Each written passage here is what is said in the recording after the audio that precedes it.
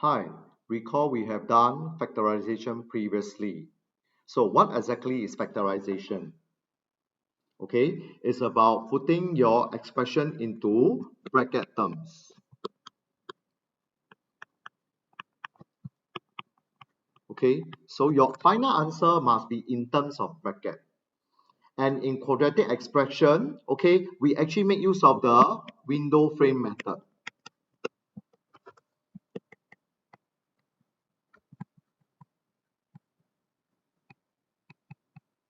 So how do we make use of the window frame method? I'm going to use your textbook, page 122, okay, all the examples in part D to actually do the example. You may want to write down in a notebook or inside your textbook as well when you refer to page 122. Let's take a look at 1D. We have to factorize x squared plus 9x plus 14. Using the window frame method, what you need to do is to draw the window frame. Fill in the blank. All right, notice the very first term, fill in on the top left hand corner. The very last term, which is a positive 14, put it at the bottom right hand corner. So your job is to find the factors of x squared. So recall, what exactly are the factors of x squared? All right, yes, if you tell me it's x multiplied by x, you are correct. Now, we need to find out what two numbers multiply will give us 14 as well. Okay? Now, if you're telling me it's a 1 as well as 14, you are not wrong. But take note, inside this particular box, 1 multiplied by x will give you an x. Inside this particular box, 14 multiplied by x will give you 14x. And 14x plus x will never give us a 9x. So this combination is not exactly the best combination. So I'm going to erase off. Alright? If I cannot get it the first time, it's fine. Let me do it the second time then. What other combinations are possible? 7 and 2, very good. Let's write it down. Alright? Let's take a look. 7 times 2 is equal to 14. Do not just write the number. Please remember to write the sign. So in this case, on the top right hand corner, this particular square will be a positive 7 multiplied by an x. So I have a positive 7x. The bottom left hand corner, you will have x multiplied by positive 2, which is a positive 2x. Now, the most important thing right now is you will have to actually sum up the diagonals. Positive 7x plus 2x will give us a positive 9x. And this is exactly the same as the term in the middle. Now we are ready. How do we write the answer? Please write them in two bracket terms. The bracket on top as well as the bracket by the side. So now I'm going to write my answer. What do you see in the bracket on top? X plus 7. So put it inside the bracket. What do you see at the left hand side of the window frame? Put it in the bracket as well. It's an x plus 2. And this will be your final answer in factorization. Okay, so everything is positive, it's very neat. Alright, let's move on to 2D. Again, we are using the window frame method.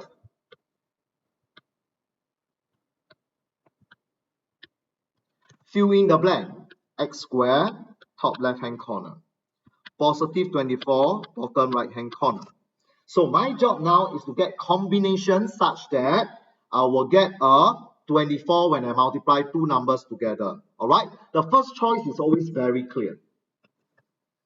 What will give you x squared? You will tell me that x times x will always give me x squared. Alright, 24 has a lot of possible combination. Let me try the first one. How about 8 and 3? You are right, 8 times 3 is 24. However, take note, I need the middle term to be a number 10. 8 plus 3 will never give me 10, neither will 8 minus 3 give me 10. So this combination, again, my first choice is not good. Erase off. I cannot get the middle term to be negative 10 when I actually sum up the diagonals. Choose another combination. How about 6 and 4? Okay, let me write down 6 and 4. A 6 plus 4 will actually give us a 10. Am I right? So I'm going to write down, this is a 6x, this is a 4x. But take note, I do not want a positive 10. I want a negative 10. In such event, please take note to swap the sign. Alright? So this must be a negative 6. This must be a negative 4. Why? Because if I were to sum up the diagonals, previously you get a positive 10. That is why I need to swap sign. So now this becomes a negative 6x. This will be a negative 4x. And when I sum up the diagonal, I'll have a negative 10x. And this is exactly the same in the middle. So same thing. Put the top two terms in bracket. Put the one on the left hand side in bracket. And I'm ready to write out my answer again. So what is my answer? X minus 6. X minus 4. And there you have it. This is my 2D. Moving on to the third one. X squared minus 100. Without further ado, let me draw the square bracket. Fill in what you already know. Alright? It's always an x squared minus 100. Multiply. This will always be an x multiplied by x. What will give us a negative 100? Please take note. In the middle, there is a missing term in x. So what does this mean?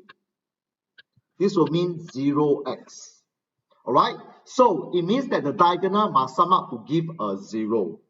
As I said previously, for such example, the two numbers multiplied together must give us 100. So what are the two numbers that will multiply together to give us 100?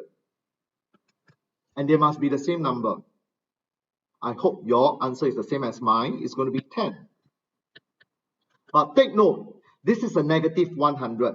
10 times 10 will give us a positive 100 if you press your calculator. However, if one is positive and one is negative, you will be able to get positive 10 times negative 10 to be a negative 100. Now, let us do our check.